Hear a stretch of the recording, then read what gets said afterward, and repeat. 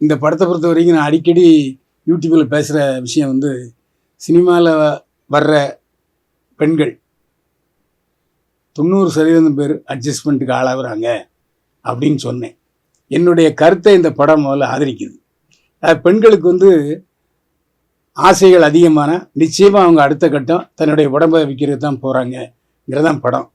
இதில் வந்து பெண்கள் விரும்பியே அந்த தொழிலை ஏற்றுக்கிறாங்கங்கிற காமிக்கிறது கொஞ்சம் மனசுக்கு வருத்தமாக தான் இருந்துச்சு. ஆனால் இவர் டிரைவராக இருக்கிறவர் அவ்வளோ பெரிய பங்களாவில் எப்படி குடியிருக்கிறாருங்கிறது எனக்கு தெரியல. ஒரு டிரைவர் எப்படி கான்வென்ட்டில் படிக்க வைக்கிறாரு அப்படிங்கிறதும் எனக்கு தெரியல. லாஜிக் கொஞ்சம் நிறைய நெருடல்கள் படத்தில் இருக்குது. ஆனால் இப்படி ஒரு கருப்பானவர் அப்படி ஒரு சிவப்பானவர் ஏன் கல்யாணம் பண்ணிக்கிட்டாங்க அப்படிங்கிறதும் படத்தில் காமிச்சிருக்காங்க. அதாவது ஒருவேளை இவரை கல்யாணம் பண்ணிட்டா நம்ம வேற மாதிரி அப்படின்னு முதல்ல நினச்சிருக்கோம், ஆன்டிசிபேஷன். அதுவும் எனக்கு கொஞ்சம் சகோதரர் சொன்ன மாதிரி இருந்தது. என்ன காரணம்னா இதில் என்னென்னா காதலனும் அவ்வளோ மோசமாக இருக்காரு. இந்த படத்தில் வில்லன் வந்து ஒரு பெரிய மைனஸ் பாயிண்ட் நான் சொல்கிறேன். ஏன்னா வில்லன் கொஞ்சம் இன்னும் கொஞ்சம் ஒரு ஆள் கொஞ்சம் ஒரு கருப்பாக இருந்தாலும் முக இதாக இருக்கலாம். ரொம்ப அவ்வளோ அந்த அவர்கிட்ட இந்த ஹீரோயின் பக்கத்தில் இருக்கும்போது எனக்கே மனசு கஷ்டமாக இருந்துச்சு. ஒரு காசு இவ்வளோ தூரத்துக்கு போகுமா அப்படிங்கிற மாதிரி எனக்கு ஒரு வந்துச்சு. ஆனால் தலைப்பு ஏன் இப்படி இருமுனைன்னு வச்சிருக்கீங்க? மனிதனுடைய வாழ்க்கையில வந்து ஒவ்வொருத்தருக்கும் ஒவ்வொரு என்ன சொல்றது, ஒரு ஒரு கையெழுத்து போடும்போது கூட ஒவ்வொரு கையெழுத்தும் ஒரு ஒரு வித்தியாசமா இருக்கும். அந்த மாதிரி தான் வந்து ஒவ்வொரு மனிதனுடைய தலையெழுத்தும் ஒவ்வொரு மாதிரியா இருக்கும். இருமுனை என்றது வந்து ஒரு கணவன், இந்த பக்கம் ஒரு ஒரு குடும்பம், ஒரு மனைவி. அந்த மனைவி வந்து ஒரு ஒரு நல்ல மனைவியா இருக்கணும், நாம் இப்படிதான் வாழணும்னு ஒரு கணவன் வந்து நினைப்பான். அந்த மனைவி அப்படி இல்லைன்றப்போ நம்ம மனைவி மாதிரியே மற்றவங்களும் இருப்பாங்களா? அப்ப இந்த முனையில பார்க்கும்போது நல்லவங்க இருக்காங்க, இந்த முனையில பார்க்கும்போது கெட்டவங்க இருக்காங்க. இதை யார் கெட்டவங்க யார் நல்லவங்கன்னு அவனுக்கு புரியல. இருமுனை என்பது இரு கண்கள் மாதிரி, இரு மலர்கள். நம்ம நடிகர் திலகம் சிவாஜி சார் பார்த்தீங்கன்னா இரு மலர்கள்னு ஒரு படம் பண்ணியிருப்பாரு. அந்த மாதிரி வந்து இந்த இருமுனை என்றது வந்து பார்த்தீங்கன்னா நல்லவர்கள் கெட்டவர்கள், யார் நல்லவங்க யார் கெட்டவன் நம்ம கண்டுபிடிக்க முடியாது. ஒரு ஆண் அழிஞ்சு போறதுக்கும் ஒரு ஆண் நல்லா இருக்கிறதுக்கு காரணமே பெண் மட்டும்தான், அது யாரா இருந்தாலும் சரி. அதுதான் இருமுனை என்றது இந்த படத்துடைய தலைப்புனா. இந்த படத்தில் நீங்க முதல் கொலை உங்க மனைவி தானே பண்றீங்க? மனைவி இல்லைன்னா அது சாதாரணமா இந்த மாதிரி தவறு செய்யக்கூடிய பெண்களை நான் சொல்றது மனைவி இப்படி நடந்ததுனால தானே. ஆமா ஆமா ஆமா ஆமா.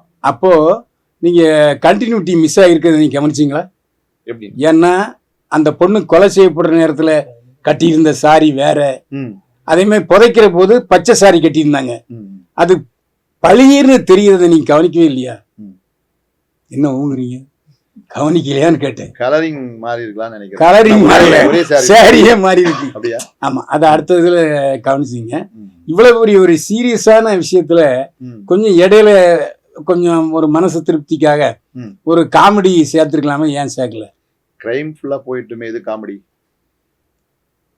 அப்படி பார்க்கணும்னா 2 சாங்கே வச்சுக்கிறீங்களே நீங்க. சாங் வந்து ஒரு குழந்தை பிறக்கணும், அதுக்கு வேற வழி கிடையாது, அதுக்காக ஒரு கதையை கொண்டு போக முடியாது, அதுக்காக ஒரு சாங். இல்ல நீங்க திடீர்னு குழந்தைய காமிச்சிட்டீங்க 2 ஆண்டுகளுக்கு பிறகு. நான் அது அப்படியா? ஆமா, டைட்டில் போட்டீங்களோ? ஆமா.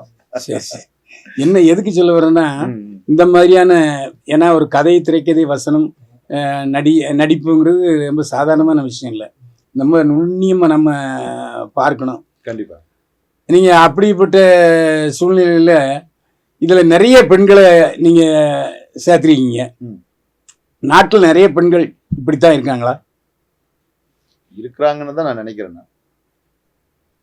ரொம்ப சந்தோஷம். இல்ல அப்படி சொல்ல முடியாது, சில பெண்கள் இருக்காங்க, நிறைய பேர் அப்படி நிறைய பேர் அதான் இருக்காங்க. இருக்கிறதுனால வந்து இப்ப டெய்லி நம்ம பேப்பர் படிக்கிறோம் இல்லைங்களா? சில பேர் எந்த நியூஸ் பேப்பர் ஓபன் பண்ணாலும், எந்த சேனல்ல பார்த்தாலும், எங்க பார்த்தாலும் மக்கள் இருக்காங்க. அதுல வந்து இந்த மாதிரி சில விஷயங்கள் நடக்குது. அதை தவிர்த்து இப்ப பாலியல் பலாத்காரம் நிறைய வந்துச்சு. இல்லாத நாட்களே கிடையாது. நம்ம பேப்பர்லயோ இல்ல பாலியல் பலாத்காரத்தே இந்த படத்தை சொல்லல இது அதான் சொல்றேன். பலாத்காரமே இல்ல, அவங்க விரும்பிதான் போறாங்க. விரும்பிதானா நம்ம பாக்குறோம் இல்லைங்களா? கள்ளக்காதலுடன் சேர்ந்து மனைவி கணவனை கொன்றாள். தனிப்பட்ட முறையில் நீங்க பாதிச்சிருக்கீங்க. அவங்க வந்து சமூக சார்ந்த பெண்கள் சரிங்களா? அவங்களா ஒரு விருப்பப்பட்டு அவங்க போறாங்க, அவங்க சம்பாதிக்கிறாங்க, அவங்களுக்கு கொல்றதுக்கு எந்த விதத்துல சரியா இருக்கும் இது? இந்த மாதிரி அவனை டிஸ்டர்ப் பண்றதுன்னா அவன் இல்ல சைக்கோ. நீங்க அவங்க யாரும் டிஸ்டர்ப் பண்ணல, சரிங்களா? அவங்களா தேர்ந்தெடுத்து போறாங்க. நீங்க தான் அவங்களை டிஸ்டர்ப் பண்ற மாதிரி கொலை பண்ற மாதிரி காட்டுறீங்க. இப்ப வந்து பெண்கள் தான் தப்பு பண்றாங்களா? அப்ப பசங்க இருக்காங்களா? பசங்க கொலை பண்ணுவீங்க, அடுத்த அடுத்த படத்துல படத்துல காமிச்சிடலாம்னா கொன்றுவீங்க அடுத்த படத்துல. ஆமா. கண்டிப்பா பண்ணிடலாம். அதுக்காக ஒரு ஸ்கிரிப்ட் எழுதி எந்த ஆண்கள் தவறு செய்யறாங்க அதுக்கு ஒரு ஸ்கிரிப்ட் பண்ணிடுவோம். நான் பெண்கள் தவறானவங்கன்னு சொல்ல வரல, தவறு செய்யறதுக்கு காரணம் ஆண்களா பெண்களா? பெண்கள் இதுதான் தான். அந்த இந்த படத்தை பொறுத்த இந்த வரைக்கும் படத்தை பார்க்கணும். எனக்கு பெண்கள் தான் வருது. ஏன்னா அவங்க ஆண்கள் எந்த இடத்துலையும் துன்புறுத்தலை. இவன் கேட்குறா, அவன் கொடுக்குறான், அவ்வளோதான். கிவ் அண்ட் டேக் பாலிசி, அவ்வளோதான். இவன் எதிர்பார்க்கறத அவ கொடுக்குறா, அவ எதிர்பார்க்கறத இவன் கொடுக்குறான், அவ்வளோதான். இதுல ஒன்றும் பெண்களை வந்து கொலை பண்றீங்கன்னு சொல்லிட்டு ஒரு படத்துல வச்சிருக்கீங்க. மன்மதன் படத்துலயும் அதே மாதிரி தான் வந்து சிந்து சார் வந்து பெண்களை மட்டும் கொலை பண்ணுவாரு. அப்புறம் அவரே வந்து ஏதோ ஒண்ணு நடந்தோம், செகண்ட் பார்ட் பண்ணாங்க, இன்னும் வரவே இல்லை. நீங்க வந்து அதிகமா சப்ஜெக்ட் ஏன் செலக்ட் பண்றீங்க? சமூக சார்ந்த ஏதாவது பண்ணிக்கலாமே. சமூக சார்ந்த ஒரு சப்ஜெக்ட் என்ன வந்து வந்த கதையை நீங்க திருப்பி பண்றீங்களே. இது வந்த கதை கிடையாது சார். ஆக்சுவலா வந்து சிம்பு பாத்தீங்கன்னா மன்மதன்ல வந்து மன்மதன் பெண்கள் தப்பு பண்ணும்போது அவங்கள போய் கொல்லுவாரு, சரிங்களா? ஆனா அவரோட பாதிப்பு வந்து அவர் லவ் பண்ணுவாரு. நீங்க வந்து பாதிப்பு நம்ம பெண்கள். வந்து ஆக்சுவலா வந்து பாத்தீங்கன்னா மன்மதன் வந்து இப்போ லேட்டஸ்டா வந்தது. பட் அதுக்கு முன்னாடி கமல் சார் கூட பண்ணிருப்பாரு, சிகப்பு ரோஜாக்குன்னு ஒரு படம். நீங்க பாத்துருப்பீங்கன்னு நினைக்கிறேன். அந்த படம் எல்லாமே அந்த பேட்டல் நிறைய படங்கள் வந்திருக்கு. அது நீண்ட இடைவெளி ஆனதுனால நம்ம மறுபடியும் ஒரு படம் இந்த மாதிரி எடுப்போம் அப்படின்றதுக்காக எடுத்ததுதான். இன்னைக்கு பெண்களை காலகட்டத்துல வந்து கொடூரமா காட்டியிருக்கீங்க, கொடூரமா பேசியிருக்கீங்க. பெண்கள் வந்து இந்த படத்துக்கு வருவாங்களா? ஃபர்ஸ்ட் வருவாங்கண்ணா கண்டிப்பா. எப்படி ஏன்னா, வருவாங்க நீங்க நினைக்கிறீங்க? actually வந்து பாத்தீங்கன்னா, actually இந்த படத்துல வந்து பெண்களை வந்து தப்பா தான் காட்டியிருக்கீங்க. தப்பா காட்டல. இல்ல குடும்ப பெண்ணையும் தப்பா தான் இல்ல காட்டியிருக்கீங்க. ஏன் காட்டல அப்படின்னா, இல்ல நான் சொல்லிடுறேன் ஏன் காட்டல அப்படின்னா, நீங்க காட்டியிருக்கீங்கன்னு சொல்றீங்க பட் காட்டல. என்ன காரணம்னா, ஒரு கணவன் ஸ்கிரீன்ல பார்த்தா ஒரு சரி. கணவன் சரியான கணவனாக இருந்தால் ஒரு பெண் தவறு செய்ய மாட்டான். அவன் சரியான கணவனா இல்லாதனால்தான் அவ தவறான வழியில போறா.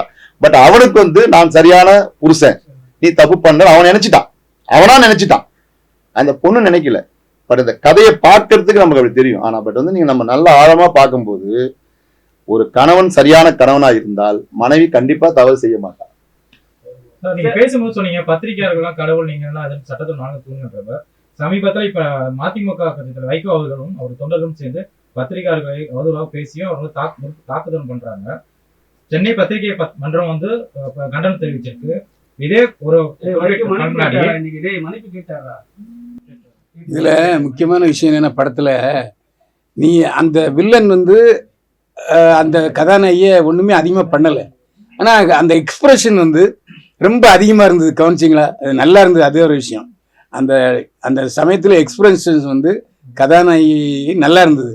ஆனா வில்லன் தொடவே இல்லை. அது நீங்க கவனிச்சிங்களா? சென்சார் கட் பண்ணிடுவாங்கண்ணா. இல்ல இல்ல கரெக்ட் தான் நான் சொன்னா. சொல்றது காமிச்சுன்னு வச்சுங்களேன், சென்சார் கட்டு ஒரு சின்ன சீனுக்கு சென்சார் கட் பண்ணிட்டாங்க. நிறைய கட் பண்ணிருக்காங்க இதுல. ஓகேங்களா? கண்டிப்பா இல்ல அதே சார். அதாவது ஓம் நமச்சிவாயன்னு ஒண்ணு வந்திருக்கு இல்லீங்களா? இது வந்து ஸ்கிரீன்ல கிடையாது. இல்ல சொல்றேன், ஓம் நமச்சிவாயன்னு ஒரு இது ஒண்ணு வரும். பட் அது வந்து அதுல இல்ல. அந்த மாதிரி பெண்களை வந்து தொடும்போது ஒண்ணு வந்து பாத்தீங்கன்னா ஒரு செடி கொடி முள் பூ அந்த மாதிரி காட்டுவாங்க. அந்த மாதிரி காட்டணும். அப்படி இல்லைன்னு வச்சுக்கோங்களேன், இவங்களை வந்து டைரக்டா வந்து தொடர மாதிரி காட்டினா அது தவறுன்னு சென்சார் போர்டு சொல்றாங்க. இப்ப நீங்க ஒரு வார்த்தை சொன்னீங்க, சரியான கணவனா நான் இல்லை அப்படின்னு படத்துல சொல்லிருக்கீங்க. இப்ப சொன்னீங்க இல்லையா? ஆமா. சரியான கணவன் இருந்தா சரியான மனைவியா இருப்பாங்க. அப்போ அந்த எக்ஸ்பிரஷன் என்ன காட்டுதுன்னா, நீங்க அந்த கதாநாயகியை சாட்டிஸ்பேக்ஷன் பண்ணலையோ அப்படின்னு எனக்கு தோணுது. அது வேற. அது வேறையா? வந்து ஆமான்னு சொல்லுங்க. இப்போ அது நீங்க தானே சொன்னீங்க. இப்போ அதாவது அது நீங்க வேற. சொன்னீங்களா? அதாவது எல்லாமே வந்து ஒரு மனைவிக்கு வந்து எல்லாமே கொடுக்கணும். கணவன் சாட்டிஸ்பேக்ஷன்ன்றது வந்து அது வேற. கணவன் என்றவன் வந்து தன்னுடைய மனைவிக்கு வந்து எல்லா விதத்திலயுமே வந்து அவளை சந்தோஷமா பாத்துக்கணும். அவன் தான் கணவன். அவ கழுத்துல இருக்கிறது, காலில் இருக்கிறது, மூக்குல இருக்கிற வாயிலெல்லாம் கழட்டி வச்சுட்டான்னு வச்சுக்கங்களேன், இந்த காலத்துல எந்த மனைவியும் அதை ஏத்துக்க மாட்டாங்க. ஒரு பொருள் வாங்கி கொடுத்தா சந்தோஷப்படுவாங்க. ஒரு பொருளை வந்து நம்ம வந்து வாங்கிட்டே இருந்தா எந்த மனைவியும் அதை ஏத்துக்க மாட்டாங்க. அதுதான் அந்த அதாவது சாட்டிஸ்பேக்ஷன்ன்றது வந்து அது வேற. But not all the wives. Yes. Very few. ஆமா, அது வந்து சொல்லணும். அது கண்டிப்பா பதிவு பண்ணணும். எல்லா மனைவியும் இப்படி இல்ல, இந்த மாதிரி கிடையாது. இருக்கிற கொஞ்சம் பேரு அப்படி இருக்காதீங்க இது இது ஒரு உதாரணமா இருக்கட்டும், குடும்பம் அழிஞ்சிரோன்றதுக்கான ஒரு சின்ன உதாரணம் தானே தவிர்த்து நம்ம எல்லாம் ஆமா எந்த எல்லார் வீட்லயும் எல்லா அம்மா தங்கச்சி அக்கா எல்லாரும் இருக்கும், நான் இருக்கேன், எல்லாருமே இருக்கோம். ஸோ எல்லா ஒய்ஃபும் அப்படி கிடையாது. அது நான் எப்பவுமே அது ஒத்துக்க மாட்டேன். ஸோ வெரி ஃபியூ கண்டிப்பா இருக்காங்க. நீங்க எல்லாரும் அதை ஒத்துட்டு தான் ஆகணும். ஏன்னா நீங்களே நிறைய எழுதுறீங்க, உங்களுக்கு தெரியாதது ஒன்றும் கிடையாது. உங்களை தாண்டி எங்களுக்கு தெரியாதது எங்களுக்கு ஒண்ணுமே தெரியாது. எல்லாமே உங்களுக்கு எங்களை விட நல்லா தெரியும். ஏன்னா எங்களுக்கு தெரியப்படுத்துறதே நீங்க எல்லாரும் தான். அப்படின்னும் போது கண்டிப்பா வெரி ஃபியூ இருக்காங்க தானே, கண்டிப்பா இருக்காங்க. இதுல அதுல என்னன்னா நாங்க காமிச்சிருக்கோம். கதாநாயகனும் கதாநாயகியும் முரண்படுறாங்க. ஆமா. அதான் முக்கியமான விஷயம். ஏன்னா அவங்க பெண்களையும் மனைவிகளையும் ஆதரிக்கிறாங்க. இவருடைய கதையை சொல்லியிருக்காரு. சார் நீங்க சொன்னீங்க ஆண்கள் வந்து சரியில்லைன்னா பெண்கள் அப்படித்தான் நடந்துக்கிறாங்கன்ட்டு. எவ்வளவு பேர் வந்து நம்ம தமிழ்லயே இருக்காங்க, குடிக்கிறாங்க, அவங்க குடும்பத்தை பாத்துக்கிறாங்க, சம்பாதிக்கிறது கிடையாது. இதனால பெண்கள் வீட்டு வேலை செஞ்சு குடும்பத்தை காப்பாத்துறாங்க. ஏன் அது மாதிரி வந்து சில விஷயம் காட்டல நீங்க? அதாவது சார் இல்ல நீங்க சப்ஜெக்ட் நீங்க நம்ம எடுத்து வரீங்க, ஏன் காட்ட மாட்டீங்க? நம்ம அதுவும் ஒரு நல்ல பெண்கள் தானே. நம்ம வந்து சார் இது வந்து ஒரு சினிமா, உங்களுக்கு பெண்கள் தெரியும். மட்டும் காமிக்கிறீங்க. சினிமான்றது வந்து நம்ம 4 மணி நேரம் ஓட்ட முடியாது. சினிமான்றது அதிகபட்சம் 2 மணி நேரம் போகலாம். அதுதான் ஒரு சப்ஜெக்ட் காட்டுறோம். பட் என்ன அப்படின்னு சொன்னா, நம்ம அம்மாவும் ஒரு பொண்ணு தான், நம்ம கூட பிறந்த தங்கச்சியும் ஒரு பொண்ணு தான், நம்ம மனைவியும் ஒரு பெண்ணு தான், அடுத்த பெண்ணும். நான் சொல்றது, நான் இந்த கதை என்ன சொல்ல வரேன் அப்படின்னு சொன்னா, எல்லா பெண்களையும் குறிப்பிடல. இப்படி சில பெண்கள் இருக்காங்க. இந்த மாதிரி வாழாம ஒரு நல்ல வாழ்க்கை வாழ்ந்தா நம்மளும் நல்லா இருப்போம், நம்ம நாடும் நல்லா இருக்கும், நம்மளை சுத்தி இருக்கிறவங்க நல்லா இருப்பாங்க, எல்லாருமே நல்லா இருப்பாங்கன்னு தான் இந்த கதை. சரி, ஒரு மாசம் முன்னாடி சோசியல் மீடியாவில் நீங்க பார்த்துருப்பீங்க. ஒரு மனைவியை வந்து ஒரு வீட்டுக்கார வந்து அவங்கள வந்து கத்தியில அறுத்துட்டு குழந்தையோட ஒரு ரீல்ஸ் போடுறாங்க. ஸோ இந்த காலகட்டத்தில் இது மாதிரி படம் வந்தா ஓரளவுக்கு நல்லா ரீச் ஆகும் சொல்லிட்டு இந்த டைம் ரிலீஸ் பண்றீங்களா? அப்படி கிடையாது. அப்படின்னு பார்க்க போனா ஒரு 10 நாளைக்கு முன்னாடி ஒரு சம்பவம் நடந்தது. பெரம்பூர் ரயில்வே ஸ்டேஷன்ல தலையே இல்லாம ஒரு முண்டத்தோட வந்து ஒரு பாடி வச்சுட்டு போனாங்க.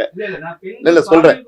இல்ல சார், ஒரு ஆம்பளையை வச்சுட்டு போறாங்க. ஒரு பெண் கள்ளக்காதலனோடு சேர்ந்து கணவனின் தலையை வெட்டி வெறும் முண்டத்தோட வந்து வச்சுட்டு போயிட்டாங்கன்னு சொல்லிட்டு பேப்பர்ல வந்தது. அதுக்காக நம்ம படம் ரிலீஸ் பண்றேன்னு கிடையாது. நான் 2 மாசத்துக்கு முன்னாடி இந்த படம் ரிலீஸ் பண்ண வேண்டியது. நிறைய வந்து பிரச்சனைகள். இன்னைக்கு பாத்தீங்கன்னா சின்ன படங்களை வந்து எவ்வளவு பிரச்சனைன்றது வந்து நான் உங்களுக்கு சொல்ல வேண்டியது கிடையாது, உங்களுக்கு நல்லாவே தெரியும். இன்னைக்கு எனக்கு தெரிஞ்சு இந்த அரசு வந்ததுக்கு அப்புறமா என் படத்தை நான் 3 பிசினஸ் பண்ணிட்டேன். நான் வந்து புதுமுகத்தை வச்சுதான் பண்ணியிருக்கேன். பட் 3 ரைட்ஸ் நான் கொடுத்து வித்துட்டேன், நான் ஜெயிச்சிட்டேன். ஆமா, இதுவே எனக்கு ரொம்ப பெருமையா இருக்கு. ஆனா இதுக்கு மேல நான் திரும்பி படம் பண்ணும்போது அந்த படம் பிசினஸ் பண்றதுக்கு நான் பட்ட கஷ்டம் கொஞ்சம் நெஞ்சம் கிடையாது. இது அத்தனை மீடியா முன்னாடி நான் கண் கலங்கி நான் பேசியிருக்கேன். அந்த ஒரு பிசினஸ் பண்ணணும்னாவே இன்னைக்கு பாத்தீங்கன்னா ஒரு ஆர்டிஸ்ட், ஒரு ஜூனியர் ஆர்டிஸ்ட் வச்சு ஒரு படம் பண்ணணும்னா அதுல எத்தனை கஷ்டம், எத்தனை பிரச்சனைகள் உங்களுக்கு நல்லாவே தெரியும். அவ்வளவு கஷ்டங்களை தாண்டி ஒரு படம் பண்ணும்போது, இந்த படம் நான் பண்ணும்போது பிசினஸ் பண்ண முடியுமா, எல்லாம் புதுசா இருக்காங்க, இது ஜெயிக்குமா ஜெயிக்காதான் நான் நினைக்கும் போது ஒரு டிஸ்ட்ரிபியூட்டர் வந்து படம் பார்க்குறாரு. இதே மாதிரி தான் வந்து அந்த படமும் பார்த்தாங்க. அது ஜெயிக்குமா நான் யோசிச்சுட்டே இருக்கும்போது டக்குன்னு வந்து ஒரு 3 பிசினஸ் முடிச்சுட்டாங்க. அதுக்காக முதல்ல வந்து இன்னைக்கு வந்து தமிழ்நாடு அரசியல்ல வந்து இருக்கிற சிஎம் வந்து இதன் மூலயமா நான் இந்த நன்றியை வந்து நான் ரொம்ப ரொம்ப வந்து அவருக்கு வந்து நான் நன்றி தெரிவிச்சுக்கிறேன். இதே மாதிரி என்ன மாதிரி சின்ன ப்ரொடியூசர்கள், சின்ன டைரக்டர்ஸ் நிறைய பேர் இன்னைக்கு பாத்தீங்கன்னா ரொம்ப கஷ்டப்படுறாங்க. அதே மாதிரி வந்து நிறைய படங்கள் பண்ணிட்டு இன்னைக்கு வந்து பாத்தீங்கன்னா படங்களை ரிலீஸ் பண்ண முடியாம கஷ்டப்படுறாங்க. தியேட்டர்கள் ரிலீஸ் பண்ணா, அதாவது டிக்கெட் எடுத்தா மட்டும்தான் படம் ஓட்டுவோம், இல்லைன்னா வந்து அடுத்த ஷோவை எடுத்துருவோம் சொல்லிட்டு சொல்றாங்க. அது இன்னைக்கும் இந்த நிமிஷமும் அது இருக்கு. பட் அதையெல்லாம் தவிர்த்துட்டு சின்ன படங்களை வந்து கண்டிப்பா வந்து இந்த அரசு ஆதரிக்கணும், அத்தனை பேருக்கும் நல்ல ஒரு வாழ்வு கொடுக்கணும் அப்படின்றது தான் வந்து என்னுடைய இந்த இடத்துல நான் வைக்கிற கோரிக்கை. நான் என்னுடைய படம் நான் வியாபாரம் பண்ண மாதிரியே அத்தனை தயாரிப்பாளர்களும் அத்தனை வந்து டைரக்டர்ஸும் ஜெயிக்கணும். அவங்க ஜெயிக்கிறதுக்கு இந்த மீடியாவும் இந்த அரசும் பத்திரிகையாளர்களும் ரொம்ப சப்போர்ட் பண்ண சொல்லிட்டு இந்த வாயில நான் வந்து கேட்டுக்கிறேன். அதாவது முக்கியமான விஷயம் என்னன்னா, நாங்க கூப்பிட்ட உடனே எங்களுடைய அழைப்பை ஏற்று மரியாதைக்குரிய அண்ணன் ஜாக்குவார் தங்கம் அவர்களும் பயில்வான் அண்ணன் ரங்கநாதன் அவர்களும் இங்க வந்ததுக்கு வந்து என்னுடைய மனமார்ந்த நன்றி சொல்லுங்க. அவன் என்னுடைய முடிச்சிட்டு என்னுடைய வாழ்த்துக்கள் நான் சொல்றேன். என்னுடைய படத்துக்கு வந்து ஆரம்பத்துல இருந்து இது வரைக்கும் எனக்கு ஃபுல்லா ஒத்துழைப்பு கொடுத்த என்னுடைய நண்பரும் என்னுடைய சகோதரருமான PRO விஜய் கார்த்திக் அவர்களுக்கு இந்த நேரத்துல வந்து நான் ரொம்ப நன்றி சொல்றேன். நான் கடமைப்பட்டிருக்கிறேன். மெயினா வந்து ஈரானிக்கு நன்றி சொல்லுங்க. அத்தனை பேருக்கும் ஆமா ப்ரொமோஷனுக்கு வந்துருக்கீங்க. ஈரானிக்கு நன்றி சொல்லுங்க. என்னுடைய வாழ்த்துக்கள் உங்களுக்கு. அவங்க வந்து என்னுடைய குடும்பம், என்னுடைய கூட பிறந்தவங்க மாதிரி. அதனால வந்து நாங்க என்னைக்குமே ஒரு குடும்பம் தான். அதே மாதிரி அவர் சொல்லாத ஒரே ஒரு விஷயம், தமிழக முதல்வர் புரட்சி தளபதி ஜோசப் விஜய் அவர்களுக்கு ஒரு வேண்டுகோள். சின்ன பட்ஜெட் படங்களுக்கு குறைஞ்சது ஒரு 2 நாளைக்காவது வரி விலக்கு கொடுங்க. அந்த 2 நாள்ல அவங்க படம் பார்க்குறவங்க போய் மவுத் டாக்கில் நல்லா இருக்குன்னா நிச்சயமா படம் ஓடும். வேற எந்த சலுகையும் செய்ய வேண்டாம். 2 நாள் வரி விலக்கு கொடுத்தா அவங்க பிழைப்பாங்க. கரெக்டா இல்லையா? கண்டிப்பாங்க ஐயா. சின்ன படங்களுக்கு ஒரு 50 தியேட்டர் ஒதுக்கணும். இல்ல அது தியேட்டர் ஒதுக்குறதுக்கு இப்ப அரசாங்கம் யாரையும் கம்பல் பண்ண முடியாது. படம் இதை செஞ்சாலே போதும். கொடுக்க மாட்டாங்க. அதாவது 2 நாள் நீங்க வரி விலக்கு கொடுத்தாலே அவங்க கண்டிப்பா அந்த படங்கள், நல்ல படங்கள் நிச்சயமா வெற்றி வரும். இது போன்ற படங்கள். அனைவருக்கும் வணக்கம். பத்திரிகை சகோதரர்களுக்கும் தொலைக்காட்சி நண்பர்களுக்கும் யூடியூப் நண்பர்களுக்கும் அனைவருக்கும் இருமுனை திரைப்பட குழுவின் சார்பாக முதல்ல என்னோட நன்றியை நான் தெரிவிச்சுக்கிறேன். எத்தனை கோடி போட்டு படம் பண்ணாலும் அந்த படம் வெற்றியா தோல்வியா நிர்ணயிக்கிறது உங்க கையில மட்டும்தான் இருக்கு. எல்லாரும் சாமி கும்பிட கோயிலுக்கு போவாங்கன்னு சொல்லுவாங்க. அது சரியா தவறான்னு எனக்கு தெரியல. ஏன்னா நான் ஏற்கனவே திரும்பி பாருன்னு ஒரு படம் பண்ணேன். அந்த படத்தை வந்து மிகப்பெரிய வெற்றி படமாக்கி என்னை மறுபடியும் ஒரு படம் பண்ண வச்சது நீங்க தான். அதனால இந்த படமும் ஒரு வெற்றி படமா எனக்கு அமைச்சு கொடுக்கணும்னு சொல்லிட்டு உங்க எல்லாருக்கிட்டையுமே வந்து முதல் முறையா நான் திரும்பி பாரில் எப்படி உங்களை வந்து வேண்டி விரும்பி கேட்டுக்கணும் அதை தான் இப்போவும் நான் கேட்குறேன். நீங்க கேள்வி கேளுங்க, நாங்கள் அதுக்கான பதில் நாங்கள் வந்து சொல்றோம் சார். ஓகே, வந்திருக்க அனைவருக்குங்களா வணக்கம். இருமுனை திரைப்படம் பார்த்தேன். எனது சகோதரர் கிரி அவர்கள் வந்து ஏற்கனவே திரும்பி பாருன்னு ஒரு படம் ரொம்ப அற்புதமாக நடிச்சிருந்தாங்க. ரொம்ப லைக் பண்ணேன். இந்த படத்துலையும் நிறையா நல்லா நடிச்சிருக்காரு. நமக்கு மக்களுக்கு தேவையான கதையை வந்து அதை சொல்லியிருக்காரு. எப்படி இருக்கக்கூடாது அப்படிங்கிறதுக்கான ஒரு உதாரணமான படமாக நான் எடுத்துக்கிறேன் இதை. இப்படி இருந்தால் எதான் நடக்கும், ஒரு குடும்பம் நல்ல சந்தோஷமாக அந்த குடும்பத்தை எது பிரிக்குது, ஒன்றும் வேலை இல்லாத திண்டாட்டம் அப்படின்னு ஒரு இது, அப்புறம் காசு, அதுக்கப்புறம் மோகம், இது மாதிரி நிறையா விஷயங்கள் வந்து இன்றைக்கி நாட்டில் நிறையா நடந்துக்கிட்டு இருக்குது. அதை ஒரு திரைப்படமாக எடுத்திருக்காரு. ரொம்ப நமக்கு பாவமாகவும் இருக்குது, சில சமயம் பரிதாபமாக இருக்குது, சில சமயம் கோபமாகவும் இருக்குது. இது எல்லாமே ஒன்றா எடுத்திருக்காரு. இது வந்து மக்கள்கிட்ட போய் சேர்க்கணும். அது உங்களோட, நீங்கள் தான், உங்களால் தான் முடியும். அது அண்ணன் சார் சொன்ன மாதிரி ஒரு திரைப்படம் வெற்றியும் தோல்வியும் பத்திரிகையாளர் கையில் தான் இருக்குது. நீங்களும் படம் பார்த்தீங்க. இதை வந்து எல்லோரும் தேட்டரில் தான் பார்க்கணும். ஏன்னா தேட்டரில் ஏன் பார்க்கணும்னு சொல்கிறேன்னா, ஒரு சிரிக்கிறதாலும் சரி, அழுகிறதா இருந்தாலும் சரி, ஒட்டு மொத்தமாக ஒரு கூட்டமே இருக்கும்போது அதில் ஜாதி, மதம், இனம் எதுவுமே இல்லாமல் அந்த படம் பார்த்துக்கிட்டு இருக்கோம். அது வந்து நம்ம உடம்புக்கும் உள்ளத்துக்கும் ஒரு சந்தோஷமான விஷயம். அதனால தான் தேட்டரில் படம் பார்க்க, அந்த காலத்தில் வந்து பாவக்குத்துன்னு ஒன்று வச்சாங்க, அப்புறம் நாடகம் வச்சாங்க, அதுக்கப்புறம் திரைப்படம் ஆச்சு. ஸோ அதே மாதிரி இது ஒரு படம் எடுத்திருக்காங்க. என்னை பொறுத்த வரைக்கும் நான் இதில் என்ன புரிஞ்சுக்கிட்டேன்னா, எல்லாருமே ஒழுக்கமாக இருக்கணுங்கிறது தான் முதல் விஷயம். ஒழுக்கமாக எல்லாம் இருந்தால் நாடு நல்லாயிருக்கும். ஏன்னா நம்ம ஒரு 50-60 வருஷத்துக்கு முன்னாடி பார்த்திங்கன்னா கணவன் மனைவிக்குள்ள அப்படி இருக்கும். 2 பேருக்குலாம் விட்டு கொடுத்து வாழ்கிறதெல்லாம் நிறையா இருக்கும். அதாவது சாப்பாடு இருக்காது, தூங்குறதுக்கு இடம் கிடைக்காது. அப்படி இருந்தால் கூட அதை வந்து நம்ம அதை எதை பற்றியும் சிந்திக்காமல் நம்ம கணவன் நல்லா இருக்கணும், மனைவி நல்லா இருக்கணும், கணவனும் இது மாதிரி குழந்தைங்க எல்லாம் நல்லா இருக்கணும் தான் நினச்சிட்டு இருப்பாங்க. அந்த காலத்தில் 10 குழந்தை 12 குழந்தை பெற்றுக்கிட்ட காரணம் அதுதான். இப்போ ஒரு சின்ன விஷயத்துக்காக கூட ஒரு கோவப்படுறாங்க. அந்த விஷயங்கள் வந்து இந்த படத்தில் வச்சுருக்காரு. இந்த மாதிரி கோவப்படக்கூடாது, இப்படி பட்டால் இது மாதிரிலாம் நடக்குங்கிறது உதாரணமான ஒரு படமாக இருக்குது. நம்ம கிரி அவர்கள் இப்போ ஃபஸ்ட்டு டைம் டைரக்ஷன் பண்ணியிருக்காங்க, பாடல் எழுதியிருக்காங்க, நடிச்சிருக்காரு. வாழ்த்துக்கள் சார். அந்த படமும் பழைய அந்த படம் மாதிரி வெற்றி பெற மனமார்ந்த வாழ்த்துக்கள். ஹீரோயின் மேடம் நல்லா நடிச்சிருக்காங்க, அழகாகவும் இருக்காங்க. யார் சிரிச்சது? என்ன தங்கச்சி அப்படின்னு சொல்கிறேன். அது வேறு, அவர் என்ன வேறு என்ன நினைக்க போகிறாரு. நல்லா இருக்காங்க. அந்த குழந்தை ஒவ்வொரு ரியாக்ஷனும் எனக்கு ரொம்ப பிடிச்சி. அந்த குட்டி குழந்தை இல்லை, அந்த அப்பா வருவாங்க, அம்மா வருவாங்க, எனக்கு காத்திருந்த அந்த நேரத்தில் அந்த குழந்தையோட ரியாக்ஷன் ரொம்ப அற்புதமாக இருந்துச்சு. எல்லாருக்கும் பாராட்டுகள் தெரிவிச்சுக்கிறேன். இதில் ஒர்க் பண்ண அத்தனை டெக்னீஷியனுக்கும் பாராட்டுகள் தெரிவிச்சுக்கிறேன். சில இடத்துல குறைகள் இருக்குது, எனக்கும் மனசில் இருக்குது. அதை நான் தனியாக அவர்கிட்ட சொன்னேன். அடுத்த படத்தில் அதையும் சிரிச்சுக்கிட்டு இன்னும் நல்ல படமாக இருக்கும். நன்றி, வணக்கம். எல்லாருக்கும் வணக்கம். இந்த மூவி எனக்கு ஃபர்ஸ்ட் மூவி இல்லை, இது செகண்ட் மூவி.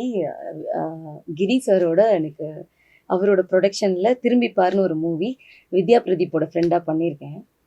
அது ஒரு நல்ல எக்ஸ்பீரியன்ஸ். அதுக்கப்புறம் சார் வந்து இந்த ஸ்டோரி என்கிட்ட சொன்னப்போ எனக்கு ரொம்ப பிடிச்ச ஒரு இடம் வந்து, எங்கள் அம்மா சின்ன வயசில் எனக்கு நிறைய சொல்லிக் கொடுப்பாங்க. எனக்கு 9 வயசு இருக்கும்போது எங்கள் அப்பா தவறிட்டாங்க. அப்போலேருந்தே இப்போ எனக்கு வந்து கூட இன்னொரு தங்க. ஸோ பொம்பளை பிள்ளைங்க வந்து எல்லாத்துலேயும் சாட்டிஸ்ஃபேக்ஷன் இருக்கணும், எல்லாத்துலேயும் திருப்தி ஆகிடணும். திருப்தி ஆகலைன்னா நிறைய தவறான விஷயங்களில் போயிடுவீங்க. அதனால ஒரு க்ரீடி இருக்கவே கூடாது எந்த விஷயத்துலையும். சின்ன வயசுலேருந்து சொல்லி சொல்லி சொல்லி கொடுத்து வளர்த்தாங்க. ஸோ இதெல்லாம் இந்த படத்தில் பார்த்துருப்பீங்க என்னோட அந்த ஒரு கேரக்டர். அது பார்த்தீங்கன்னா முழுக்க முழுக்க இது பத்தலை, எனக்கு இன்னும் கொஞ்சம் வேணும், இதுவும் பத்தலை, எனக்கு இன்னும் கொஞ்சம் வேணும் அப்படின்னு சொல்லி ஒரு வாழ்க்கையை ஒரு பெண் எவ்வளோ மோசமாக கெடுத்துக்க முடியும், அவளோட வாழ்க்கையே எப்படி குழந்தை குடும்பம் எப்படி அழிக்க முடியுன்றதுக்கு ஒரு பெரிய உதாரணமாக இந்த படம் அப்படின்னு சொல்லி சொன்னார். இது எல்லா மக்களுக்கும் போய் சேரணும்னு நான் நினச்சேன். எதனாலன்னா நிறைய நியூஸ் பார்க்குறோம், இது நடக்காமல் இல்லை, இது இன்னும் கொஞ்சம் கூட மீடியம் உங்கள் எல்லார் மூலியமாகவோ படம் ஏதோ ஒரு மூலியமா மக்களுக்கு போய் கொஞ்சமாவது எமோஷனல். அந்த காலத்துலேருந்தே பார்த்தீங்கன்னா இயல் இசை நாடகம் தான் முக்கியமான ஒரு பங்காக இருந்தது, மக்கள் கிட்ட போய் சேர்க்குற ஒரு விஷயம். ஸோ இதை வந்து சொன்னால் இது ஒரு நல்ல விஷயமா. ஏன்னா இவர் கிரீசர் என்கிட்ட வந்து சொல்லும் போது, பல்லாவரம்ல பிரியாணிக்காக ஒரு ஒய்ஃப் வந்து ஒரு குழந்தையே கொண்டுட்டாங்க அப்படின்னு சொல்லி ஒரு நியூஸ் எல்லாம் நம்ம பார்த்தோம். சரி, அதை ஏன் மக்களுக்கு சொல்லக்கூடாது? இந்த மாதிரி வாழவே வாழாதீங்க, இப்படி இது இல்லை வாழ்க்கை, ரொம்ப அழகான உலகத்தில், சின்ன உலகத்தில் ரொம்ப அழகான வாழ்க்கை இருக்குது, அதை தேவையில்லாமல் சில விஷயங்களுக்காக கெடுத்துக்காதீங்க அப்படின்னு சொல்லிக்க விரும்புகிறேன். ரொம்ப நன்றி.